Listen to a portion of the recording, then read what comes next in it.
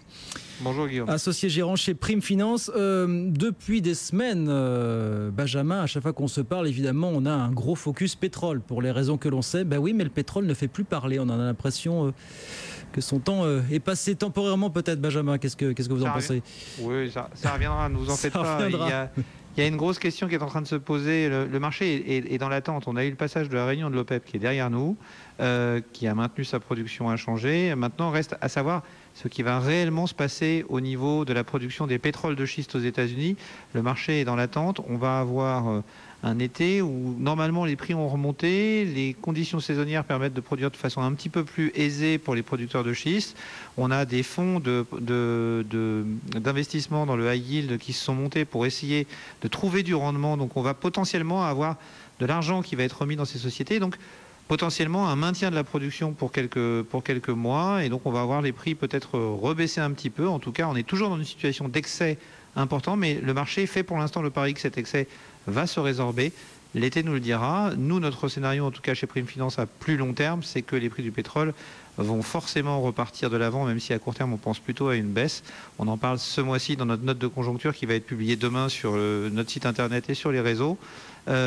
Il y a de toute façon un potentiel important parce que les pétroles de schiste, d'un point de vue financier, posent des problèmes aux États-Unis. Donc on va probablement voir les prix remonter vers les 70 ou 80 $ en fin d'année, au plus tard au premier trimestre 2016.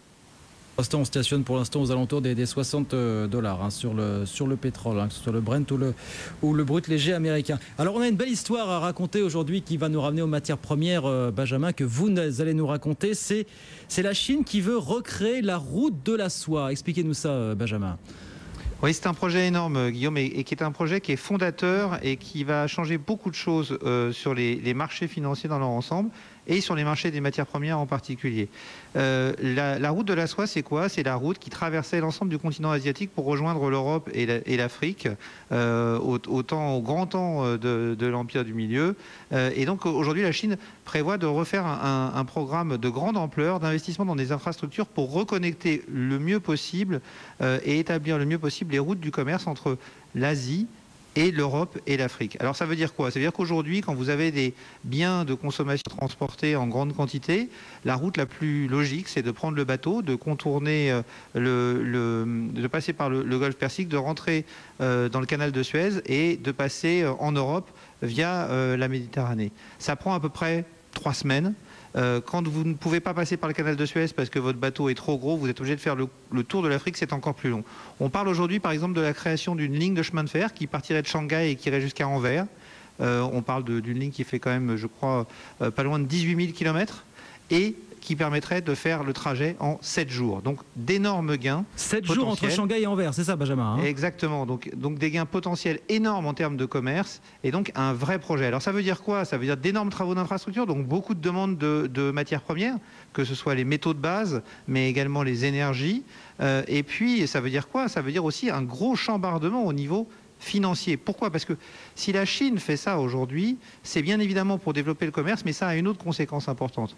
Au cours des dernières années, la Chine et les autres pays émergents ont développé leur commerce sur la base des exportations et ont donc accumulé des réserves de change. Ces réserves de change sont aujourd'hui essentiellement en dollars et en euros, et elles sont réinvesties dans la dette de ces deux pays, faisant courir un risque si cette dette devenait trop importante ou si les taux devaient remonter. Donc on a aujourd'hui la Chine qui envisage d'injecter ces réserves de change dans les capitaux de sociétés qu'elle monterait pour développer ces projets.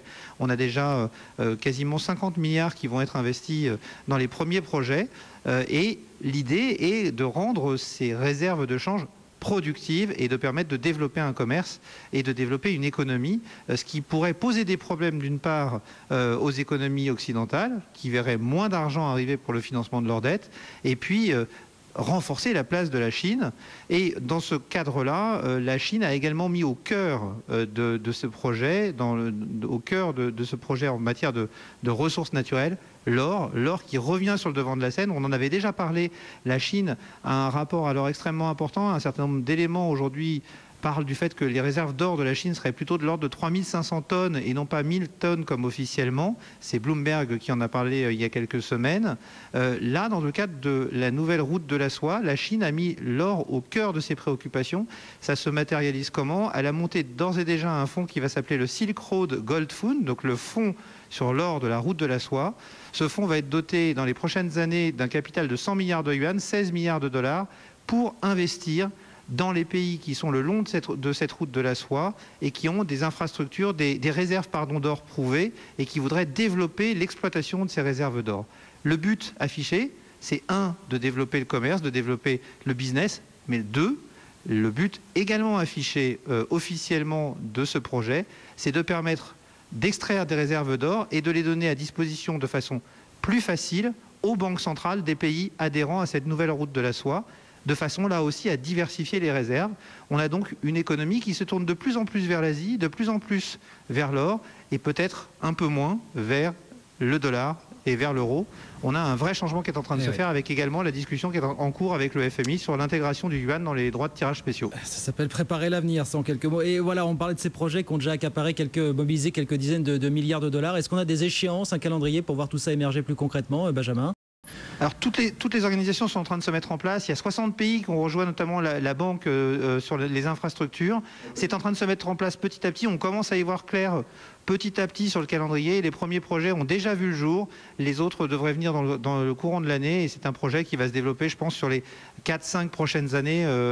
Donc on n'a pas encore un calendrier plus précis que ça pour le moment. Voilà, projet en tout cas absolument passionnant que vous nous avez raconté effectivement, Benjamin. Merci d'avoir été avec nous cet après-midi sur BFM Business. Benjamin Louvet, l'associé gérant de Prime Finance avec nous. À très vite, Benjamin, sur BFM Business. Il est 16h25.